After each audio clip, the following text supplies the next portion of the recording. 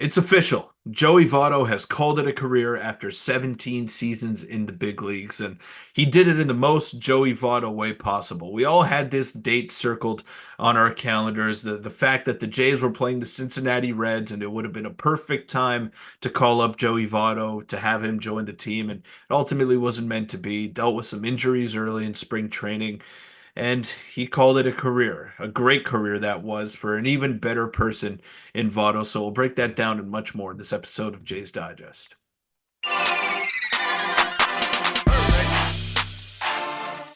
What's up, Jays fans? I'm your host, Peter Vryonis, alongside host Nick Gosse. And Joey Votto has finally called it a career. And, he still had some baseball left in him to give. At least I believe so. But he didn't want to be in the major leagues unless he earned his way there. And that's what he had constantly said. He said he wanted to earn his way out of AAA and show the Blue Jays that he belongs in the big leagues for one more final opportunity. And it ultimately wasn't meant to be. He hit a home run on the first pitch he saw in spring training.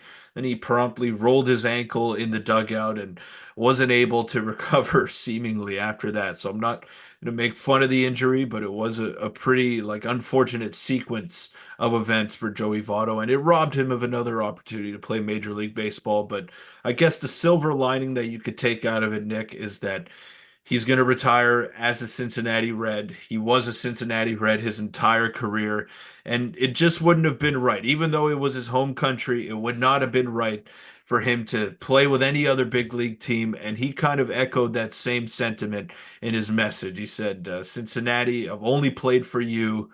I love you. And that's basically where he left it. Yeah, and it worked out in that way. Obviously, we got to see him in kind of a Blue Jays uniform spread throughout, but not actually with the official team or anything like that. He wore it for a little bit, and then he obviously hurt his ankle there. But Peter, a very bittersweet day, and again, this was announced yesterday, and quite frankly, it was a bit of a surprise, and we have some interesting details to go over surrounding the whole situation. But again, we were talking about how he could be called up. We know John Schneider came out and a couple weeks ago and was like, we want to try to give him a chance and ramp it up. But Peter, ultimately, the age got the best of him. He didn't want to be gifted a spot on the major league team, especially at a time where the Jays now are transitioning into a youth movement. They're letting their young guys thrive, and a lot of the young guys are thriving. Will Wagner, Spencer Horwitz, all these guys. And Joey Votto's time as in the Blue Jays organization is up, and his time in baseball is up, but a very, very good year. And he had some things to say about it, so let's dive into it a little bit. Joey Votto drove to the Rogers Center from Buffalo and arrived to visit with the Reds before they left. He said he desperately wanted to participate in games here, but wasn't up to the level he needed to be at. He said, quote, "I'm really saddened that I wasn't able to make it happen, that I wasn't able to arrive and perform at the Rogers Center in a Jays uniform representing the city that I grew up in, and of course the organization. But this isn't my organization, so how can I show up and make it my day, my moment? Here's an at-bat, here's a game, here's a stretch of time. To me, it's disrespectful to the game, and I also have to disrespect the fans paying want to see a high performance, and he would have given them an awful performance." So very very hard on himself. Granted, his OPS had, at this point it was in the 400s in AAA, and nothing against Joey Votto, one of the best Canadian baseball players of all time, number 2 probably, and you can make a case for number 1, and whatever you want to do. The point is, he's unbelievable, and it's a very fitting way to go out for Joey. Yeah, one of the 3 greatest Canadian baseball Wherever you players, have him I'd ranked. say. Yeah. You gotta put Larry Walker in there. One. You gotta put Fergie Jenkins as well, the first Canadian to ever make the Baseball Hall of Fame as a player. So yeah, he's definitely top 3 and definitely one of the game's best that's ever that we've ever seen, really. And he's won an MVP award, as did Larry Walker. Fergie Jenkins won a Cy Young. So he's an elite company in terms of Canadians and where they rank in Major League Baseball history. And when it's all said and done, if we fast forward 5 years from now and he's eligible to make the Hall of Fame, he's going to be in on the first ballot, most likely. And he's going to be immortalized forever, because that's what happens when you go into Cooperstown. You are a legend in the game of baseball forever. And that's what Joey Votto is going to be. And I don't know if you saw this tweet here, Nick, but he's on his way to Buffalo yesterday, or to the stadium. The Uber driver asked him, "Are you a player?"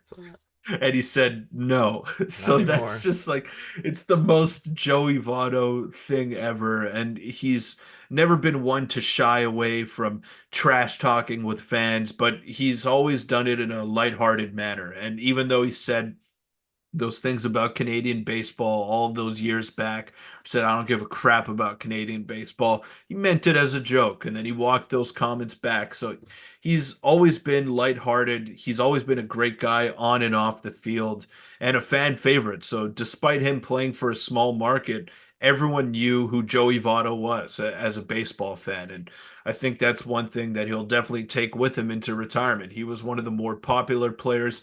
He was one of the best players when he was healthy and in his prime.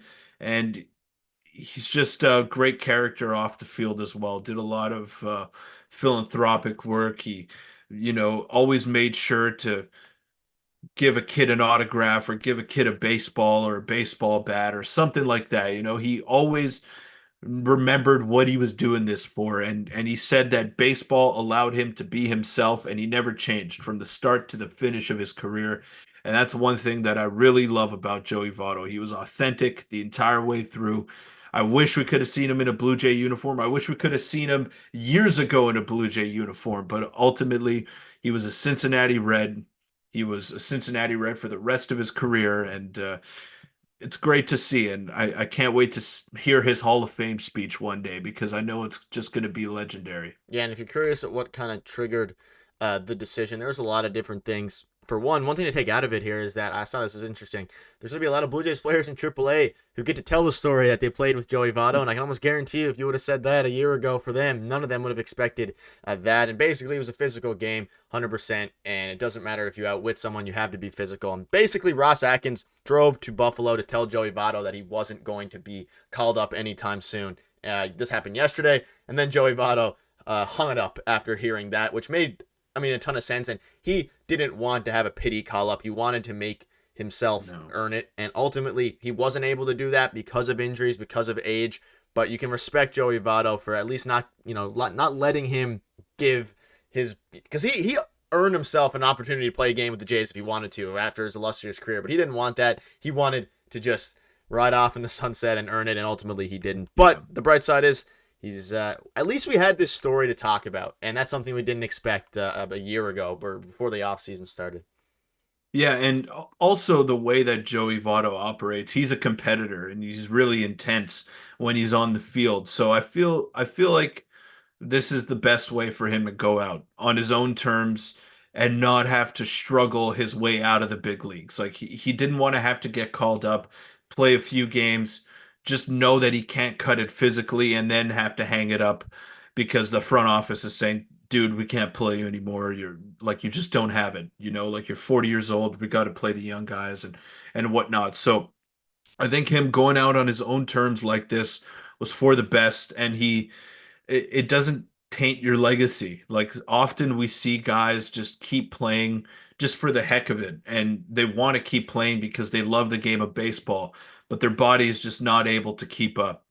And Joey Votto did not want to get to that point. Like we saw, we see Adam Wainwright put up a 7 ERA in his final season, and he was such a great pitcher his entire career.